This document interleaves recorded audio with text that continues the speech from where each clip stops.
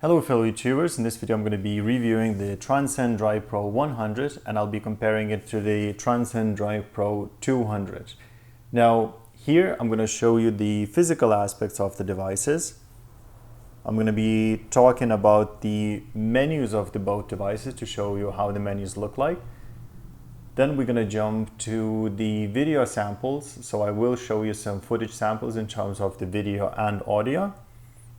And last but not least, I'm going to basically sum it all up and explain to you what I think about these camcorders and are they that different from each other. So let's get started.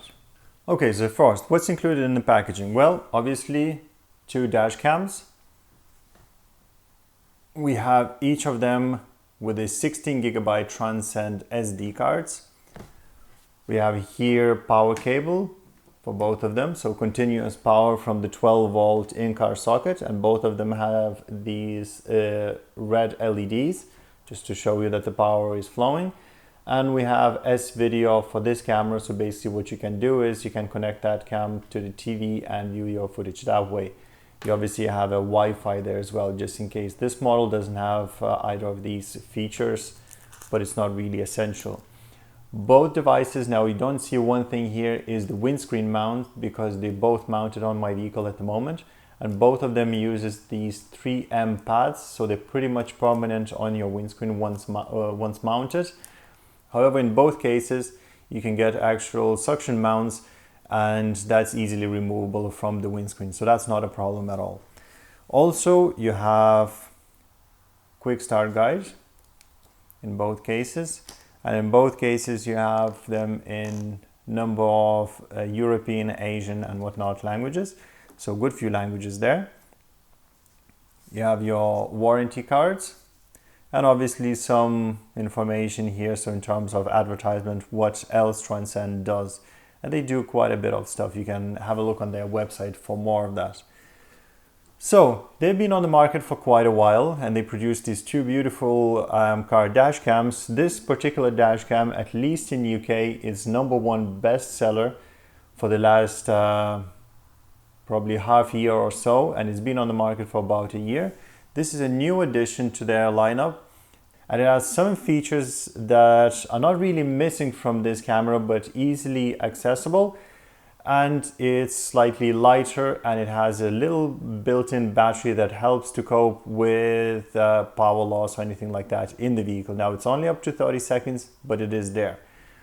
Next one I'm going to show you is I'm going to show you the physical aspect of both of the cameras, compare them a little bit, show you what are the differences, if any, and then we're going to jump to the actual menus. So first things first, I'm going to show you the DrivePro 100. Looks like so. So on the front you have this shiny surface here and matte sides on both sides. You have the Transcend logo and the small metal ring around the lens cover. The lens itself seems to be flat, at least on the outside element. Here we have microphone kind of opening, you can call it like that, in the casing. And here's the opening for the speaker. Also, on the sides, on the right side, we have a mini USB port. So that's mini USB, not a micro USB. On the bottom, there's pretty much nothing, except if you look carefully enough, here we have a reset slot as well. On the left side, we have micro SD slot and the record log button. What that does is, once you're driving along, the camera keeps recording and overwriting old files if the memory is full. If you press this button, it writes to a different folder and locks the file, and it pre-records it saves the footage prior to the pressing and after for about 30 seconds on each side. On the top, we have the windscreen mount port, and on the front we have 4 buttons and the screen and a Transcend logo. In comparison to the other device, this is exactly the same layout. So left side has the same things, right side has exactly the same ins and outs, except here we have video output. Top is the same once again, bottom is the same with the reset button, front is once again the same, we have 4 buttons, display and a Transcend logo. Front is nearly identical, except the lens has much bigger housing on the outside. Here there is a microphone cutout, and here there is a speaker cutout on this side, and it has a Wi-Fi logo over here. A little bit more information about the lens. So 1080p, 30 fps, f2.0. This one is 1080p, 30 fps, f1.8. What that means, it's supposed to be better in low light, but we're going to see about that. Wide angle lens. This camera actually produces slightly wider coverage of the image. However, is not enough to really distinguish when you're not looking at the images side by side. So that's not a huge difference over there. And that's it. So next one I'm going to do is I'm going to power up both of these devices, and I'm going to show you a quick glimpse on their menus and how they are different. Right, so they both power up. Now, the moment you plug in the power cord, it would start recording if there was an SD card in. I purposely took the SD card out because I want to show you the devices as opposed to actual how it looks like when it's recording, because it's not much different. Now, differences. In terms of menus, this device, Transcend DrivePro 100, now has this button here, which you can use to mute your sound, which is very handy to have. And you have this button here, which now takes pictures, obviously when you have memory card installed. Not a deal breaker, but it's handy thing to have on the camera. On this one, however, where there was a picture on the right side, we have a Wi-Fi button, because this camera has a Wi-Fi functionality. So it means you can view some of your live footage and review your videos and even copy the files that way. And here is obviously just an off button, so nothing else.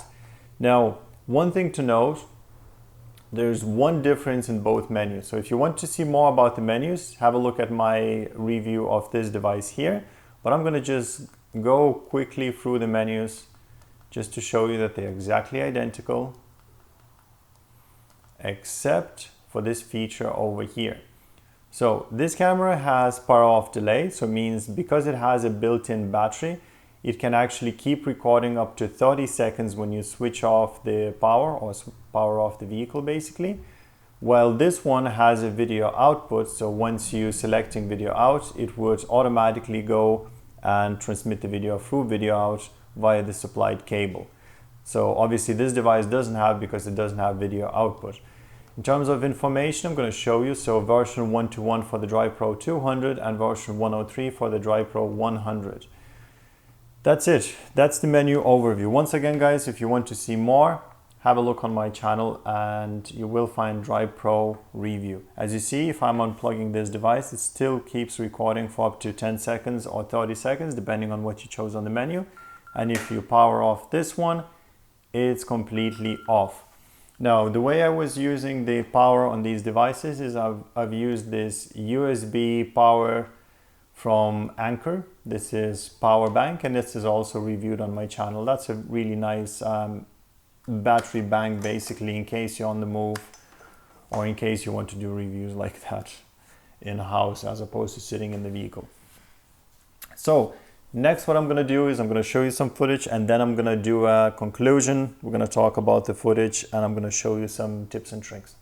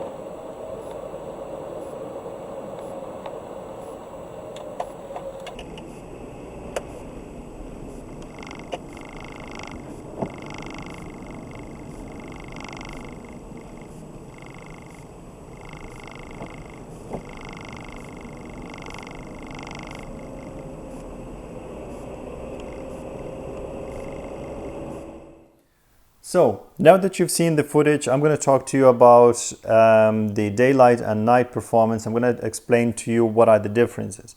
Now, first clip in the daylight, you've seen the direct sunlight, you've seen the dynamic range when I went under the bridge, so the camera's adjusted for the darker area, for the shadow.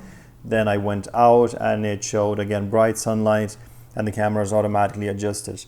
I've shown you a casual drive in the countryside on the very narrow road where you could see the details in the greenery around.